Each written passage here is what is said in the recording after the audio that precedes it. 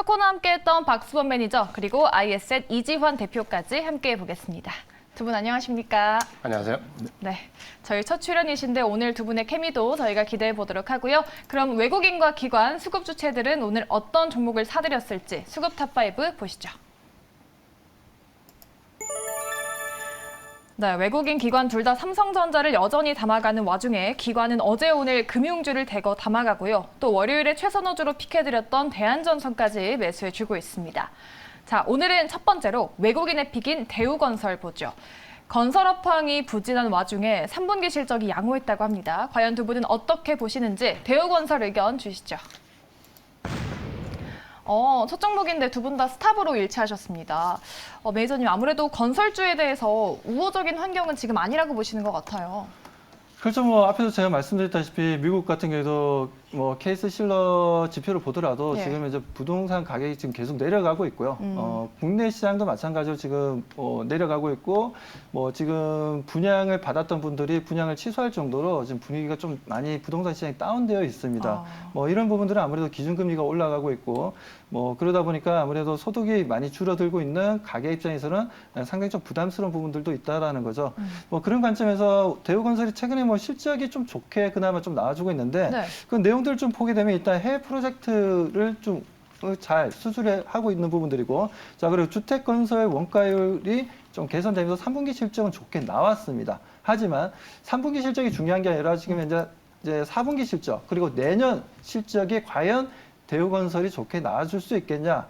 이런 분위기가 부동산 시장에 팽배하게 이루어진다면 물론 SOC 사업 같은 경우에는 그와 관계없이 꾸준하게 매출과 성장을 보여줄 수는 있겠지만 아무래도 대우건설 같은 경우에는 주택사업도 상당히 좀 중요한 매출에서 차지하고 있기 때문에 국내가 되었던 해외가 되었던 상당히 좀 중요하다라는 관점에 있어서 대우건설, 푸르지오 앞으로는 좀 아무래도 좀 어렵지 않겠냐. 원자재 가격도 많이 올라가고 있고 인건비도 많이 올라가고 있는 부분들에 있어서 그만큼 마진율이 좀 떨어지고 거기에 대한 PF 자금에 대한 최근 또 레고랜드 때문에 PF 자금을 또 끌어들이기가 좀 힘들어진 상황입니다. 그러다 보니까 은행들도 지금 PF 자금을 좀 꽁꽁 묶는 움직임이 좀 만들어지고 있어서 채권 시장이 좀 분위기가 좀 좋지가 않아요. 그래서 이런 흐름들이 아무래도 대우건설이라든가 현대건설이라든가 단기적인 조정은 저는 보여줄 수 있다는 관점에 있어서 지금은 우리가 좀 조심할 필요는 있다고 말씀드립니다. 네, 아직까지는 우호적인 환경이 아니다라고 하셨는데 대표님. 네. 오늘 윤석열 대통령 연설에서도 이 건설 관련한 이야기가 나오면서 장중에 건설주가 조금 꿈틀거렸거든요. 네. 이게 실적 우려를 타개하기는 아직까지는 어려울지 이 영향이 좀 단기적이라고 보시는 걸까요? 일단은 이제 오늘 그 대우건설이 그 주가는 3분기 실적을 타고 상당히 큰 폭으로 올랐습니다. 네. 그러니까 대우건설 같은 경우는 그 주택 관련된 부분도 좋았고, SOC 관련된 부분, 그리고 이라크 관련된 해외 수주 관련된 부분에서도 실적을 좀 견인할 모습을 보였습니다. 하지만 이제 최근에 그 미국에 발표되는 지표들이 주택 관련된 지표들이 이번 달 들어오면서부터 이제 급격히 꺾이기 시작했고, 이 부분이 지금은 인플레이션 우려감을 좀 줄여줄 수는 있지만 반대로 건설주나 주택 관련돼 있는 경기에는 상당히 위축될 수 있다라는 부분이 대두가 되고 있습니다. 특히 최근에 이제 PF 관련해서 ABCP 이제 관련되어 있는 어음이 굉장히 지금 유동성 위기를 단기적으로 좀 보여줬고, 오늘은 이제 산업은행에서 일부 이제 유동성 공급하면서 이런 부분이 좀 무마되긴 했지만, 우리가 만약에 이제 건설주 중에서 탑픽 종목을 좀 꼽는다라고 한다면 이런 유동성 위기에서 좀 버틸 수 있는 중대 영주 위주로 봐야 되는데, 이번에 그 현대건설이나 이 차입 자금과 관련된 부분에서 자체 자금으로 견제해야 되는 우발적인 사건들이 나왔는데, 만약에 이제 대우건설 같은 경우에는 이런 그 사내 유보율 현금률이 굉장히 낮기 때문에 우발적이라고 하더라도 주가에는 단기간에 이제 침명타를 좀 입을 수가 있습니다. 그러니까 이런 부분들을 우리가 고려를 해야 되고, 만약에 이제 이런 부분들이 마무리가 좀 된다 하더라도 주택 경기 침체와 관련된 부분에서는 장기적인 관점에서는 지금은 건설주를 탑픽으로 놓고 대응하기는 사실 좀 어렵습니다. 그러니까 이렇게 본다면 대우건설 같은 경우는 건설주 자체를 업종 자체를 탑픽으로 놓기 어렵고, 또 건설주 내에서도 유동성 자금에 관련되어 있는 부분에서 역시 탑픽으로 두기 어렵기 때문에 대우건설은 일단 스탑으로 말씀을 드리겠습니다. 네, 두 분 다 건설업 확률 침체 그리고 PF 이슈가 좀 악재로 작용한 부분을 짚어주셨습니다. 첫 번째 종목인 대우건설은 스탑으로 일치했고요. 저희 두 번째로 역시나 외국인의 픽인 하나솔루션 보겠습니다. 하나솔루션 사상 최대 영업이익을 달성했다라고 하죠. 오늘 주가도 반응해줬는데 두 분의 의견 어떨지 하나솔루션 체크해 보시죠. 네, 두 번째 종목은 두 분 다 고로 일치를 했습니다. 대표님, 하나솔루션 4분기에도 실적 개선세가 이어질 수 있을까요? 일단 이제 3분기 실적이 이제 워낙 좋게 나왔죠. 예. 매출액도 좋게 나왔고, 특히 이제 그 안에 보시면은 내용이 상당히 좋았죠.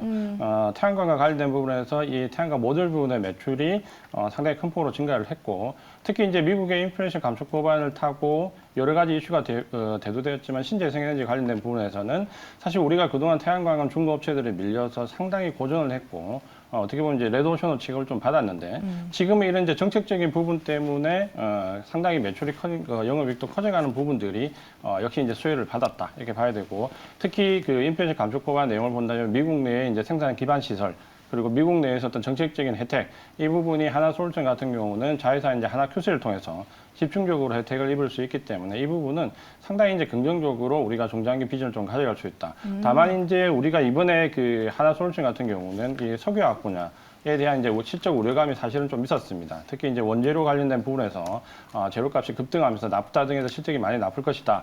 물론 이제 그 오늘 발표된 실적을 보면 실적은 영업이익이 50% 이상 감소하면서 우려감은 좀 나왔습니다. 다만 우리가 다른 이제 석유화학 기업들의 매출액이나 영업 줄어드는 비율을 본다면 그나마 하나솔루션은 석유화학 분야에서도 예상했던 것보다는 좀 덜 떨어지는 모습을 좀 보여줬습니다. 그래서 석유화학 분야에서는 나름대로 선방을 했고 태양광과 관련돼 있는 신재생에너지에서 파이프라인이 굉장히 좋아졌기 때문에 이 부분에서 점수를 좀 높게 해주고, 특히 최근 이제 수급적으로 본다면 한 6개월 동안 외국인이나 기관들이 집중적으로 매수를 했는데 그 규모가 작지 않습니다. 6개월 동안 시장이 어려운 가운데 한 2천만 주 이상 매수를 했기 때문에 장기적으로 이 종목은 일단 중장기 자금의 매수세가 유입이 되어 있다라는 수급적인 측면을 보면 지금 가격적으로 좀 많이 올랐기는 하지만 여전히 고의 관점으로 말씀을 드리겠습니다. 네.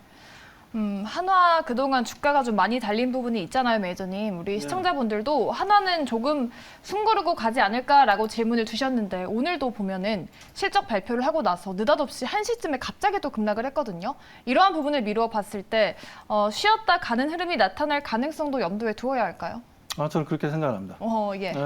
그렇게 보지 않고 못 먹어도 고라고 생각합니다. 네. 못 먹어도 고라고 생각하는데, 자, 그렇게 생각하는 이유는 앞에서도 좀 좋은 말씀을 해주셨는데, 아무래도 지금 태양광 쪽에 유럽 같은 경우에 지금 에너지에 대한 관심이 상당히 좀 높은 상황입니다. 그러다 보니까 천연가스 같은 경우에도 최근에 계속해서 확보하기 위해서 여러 가지 또 이슈가 나왔던 부분들이고, 우리나라 조선주 쪽으로 해서도 LNG선에 대한 발주가 많이 이루어졌던 부분들이었는데, 아무튼 이런 부분들이 중동을 통해서도 좀 천연가스 파이프라인이 다 생기고 있는 부분들이고, 그리고 미국 시장에서도 천연가스를 많이 또 유럽 쪽으로 수출을 많이 했던 부분들이 있습니다. 그리고 오죽했으면 과거에 우리가 보면 올해 같은 경우에도 우리나라로 오고 있던 천연가스를 싣고 있던 LNG선이 갑자기 턴을 하더니 유럽 쪽으로 또 가져갔던 부분들이 있었어요, 올해.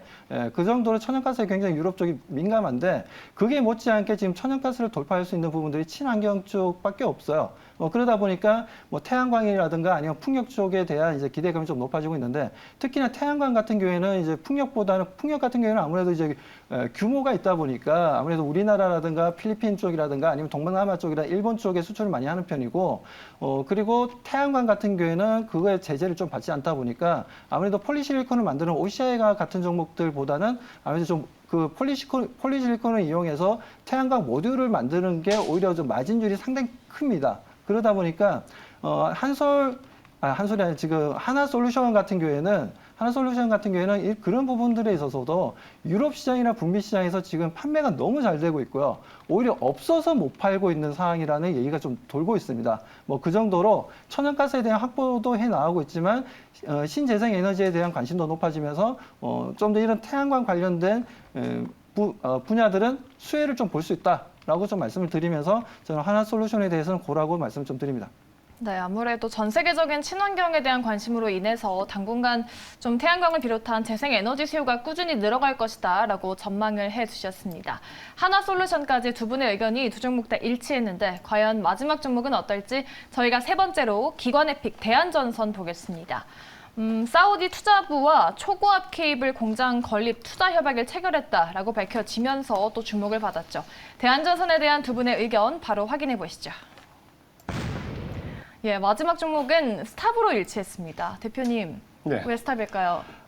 일단 이제 제 박 매니저님하고 그 세종부터 의견이 예. 일치했는데 아마 이제 대한전선은 사실 이제 단기적으로 나왔던 이슈는 상당히 주가 부양을 단기적으로 할 수 있습니다. 그러니까 단기 접근하시는 분들은 그 매수 관점이 유효할 것 같고 다만 이 펀더멘탈적인 부분에서 대한전선이 과연 이제 중장기적으로 좀 끌고 갈 수 있는 종목이냐라는 부분은 펀더멘탈을 약간 이제 물음표로 좀 취할 수밖에 없습니다. 그리고 오늘 나왔던 그 사우디 케이블 합작 이슈는 이제 이번에 두 번째거든요. 그러니까 첫 번째는 아니고 한 5년 전에 이미 이제 첫 번째 공장이 건립이 되었고 오늘 이제 두 번째 공장이 이제 계약이 체결되었는데 일단 이제 한번 노출됐던 부분에서 그 공장이 그렇게 대한전선 매출액 영업이익을 많이 견인하지는 못했습니다. 그러니까 생각했던 것만큼 그렇게 펀더멘탈 개선이 많이 되진 않았다라는 부분이고 그리고 지금 현재 이제 가격적인 밸류에서 턴어라운드에 지금 이제 들어가는 시점이긴 하지만 그 턴어라운드 되는 파이프라인에 대한 그 사업적인 부분에서의 그 확신을 사실 좀 주기가 어렵습니다. 그러니까 그런 부분을 본다면 지금 가격대에서 대한전선이 얼마만큼 주가를 레벨업 할 수 있냐라는 부분은 가격적인 부분에서 아직까지 그 저평가 메리트가 그렇게 크지 않다. 그렇게 본다면 단기적인 접근은 이번 이슈로 가능하겠지만 중장기적으로 보유하기에는 아직까지는 물음표가 있다. 이렇게 말씀을 드리겠습니다. 네, 테마주 격으로 보시는 것 같습니다. 테마주다 해도 또 이런 이슈 나올 때마다 한 번씩 주가 급등이 나와서 좀 볼 수밖에 없는데 매니저님은 스탑을 주신 이유가 뭘까요? 아무래도 뭐 좋지 못해서 스탑을 좀 말씀드렸고요. 네. 대한전선 저도 옛날부터 봐왔지만 대한전선이 유명한 게 있습니다. 뭐가 유명하냐면 네. 대한민국에서 상속세를 제일 많이 낸 오. 2세 경영으로 넘어갈 때 그때 당시에 1,500억 정도는 엄청난 상속세를 냈는데 삼성도 그러지 못했고 예. 현대도 그러지 못했는데 대한전선이 그런 모습을 보여주면서 많은 분들이 대한전선이 잘 되길 바랬던 종목이었습니다, 솔직히. 근데 이세 경영이 이루어지면서 부동산 문제가 좀 발생했던 부분이었고 2008년도에 서프라임 모기지가 터지면서 그때부터 이제 소위 얘기해서 뭐 대한전선이 살살 맛이 가더니 이 좋지 못한 상황이 좀 벌어졌었죠. 네. 아무튼 그런 부분들에 있어서 대한전선이 지금 현재 그렇다면 뭐 모멘텀을 가지고 좀 성장성을 보여줄 수 있냐? 저는 그 부분에 있어서는 아직까지 좀 퀘스천 마크가 붙는다라고 말씀드리고 싶고 과거에는 대한전선이 국내에서 가장 크고 좋은 회사이긴 했지만 전선 쪽으로 해서 그 연구 R&D 개발 쪽으로도 투자를 많이 안 합니다. 실제적으로 현실적으로 뭐 그런 부분도 있고 여러 가지 또 수익 구조가 좀 좋아질 수 있는 제품들에 대한 뭐래 대한 프리미엄을 제대로 받지 못하고 있어요. 뭐 그렇기 때문에 뭐 대한전선을 같은 경우에는 지금 현재 LS 쪽에 그룹 쪽에 많이 밀려 있는 상황이어서 대한전선이 앞으로도 수주를 만약에 뭐 큰 프로젝트를 수주를 한다 하더라도 영업이익에는 그렇게 좋지는 못할 것 같아요. ROE도 지금 현재 0.1%밖에 안 됩니다. 아무리 지금 현재 매출을 조단위 매출을 보여준다 하더라도 돈을 못 벌고 있다라는 거죠. 뭐 그런 관점에 있어서 대한전선은 좀 조심할 필요가 있다라고 말씀을 좀 드립니다. 네. 이렇게 세 종목 다 두 분의 의견이 일치했습니다. 이 손발이 척척 맞는 두 분은 이 10종목 중에 어떤 종목을 최선 우주로 보시는지 마지막으로 각자 탑픽 종목 열어보도록 하죠. 두 분 다 공략주까지 일치했습니다. 두 분 상당히 좀 사이좋은 친구가 되실 수 있을 것 같은데. 방송 마치고 술 한잔 해야 될 것 같은데. 너무 잘 맞는데? 진짜 짜고 치는 줄 아시고 시청에서 오해할 수도 있는데 예. 사실 제가 이제 박 매니저님 오늘 8년 만에 처음 뵀는데 너무 예. 오랜만에 뵈어가지고 의견이 그래도 아직까지 8년이 지났는데 많이 일치하는 걸 보니까 역시 괜찮은 분이신 것 같습니다. 두 분의 우정을 응원하겠습니다. 그 최선우주가 삼성전자여서 가격 전략이 더욱더 궁금하실 것 같은데 대표님 6만 전자를 터치하고 7만까지 갈 수 있을까요? 일단은 이제 그 단기 목표 가격은 한 6만 8천 원 정도 잡았고요. 네. 이제 이거는 그 기술적인 분석을 좀 보는 거고, 중기 목표가는 7만 7천 원. 사실 이제 장기 목표가는 뭐 시간을 좀 그 사이클을 좀 벗어나서 얘기한다면 뭐 10만 원 이상 좀 잡고 싶습니다. 왜냐하면 그 삼성전자는 이제 우리가 지금 현재 그 단순하게 반도체 사이클만 가지고 얘기할 수 있는 기업은 아닙니다. 그러니까 지금은 뭐 디램 가격이 4분기와 1분기 축소된다 하더라도 충분히 펀더멘탈과 M&A 이슈 그리고 오늘 리스크가 제거됐기 때문에 목표 가격을 좀 더 높게 잡아도 된다. 이렇게 말씀을 드리겠습니다. 네, 단기로 6만 8천 원 잡아주셨습니다. 손절가 5만 원 참고해 보시고요. 우리 매니저님은 어떻게 세우시겠어요? 일단 뭐 지금 시간이 없는 관계로 좀 빨리빨리 말씀드릴게요. 삼성전자 일단 뭐 계속 올라간다라고 보시면 되고요. 외국인과 기관의 쌍끌이 매수가 상당히 좀 강합니다. 이 정도의 움직임이라면 뭐 충분히 이제 삼성전자가 실적에 대한 부담감을 좀 덜어내고 앞으로의 또 어떤 성장 모멘텀에 대한 기대감으로 가져가고만 하다라고 말씀드리겠습니다. 자, 아무튼 지금 삼성전자 지금 현재 기술적으로 너무 좋은 움직임을 보여주고 있고요. 앞에 서두에서 다 말씀을 드렸기 때문에 뭐 더 이상 설명 안 드리고 투자 전략 바로 들어가도록 하겠습니다. 네. 자, 목표가는 65,000을 좀 제시하도록 하고요. 자, 매수가는 58,000에서 59,000원 사이, 그리고 손절가는 55,000으로 대응해 보도록 하겠습니다. 네. 이렇게 두 분의 화목한 고엔스탑 의견과 내일장 공략주까지 들어봤습니다. 우리 박수범 매니저님의 무료 방송은 8시니까요. 오늘 많은 참여 부탁드리겠습니다. 자, 두 분 수고하셨고요. 지금까지 MBN골드 박수범 매니저 그리고 ISL 이지환 대표와 함께했습니다. 두 분 말씀 고맙습니다.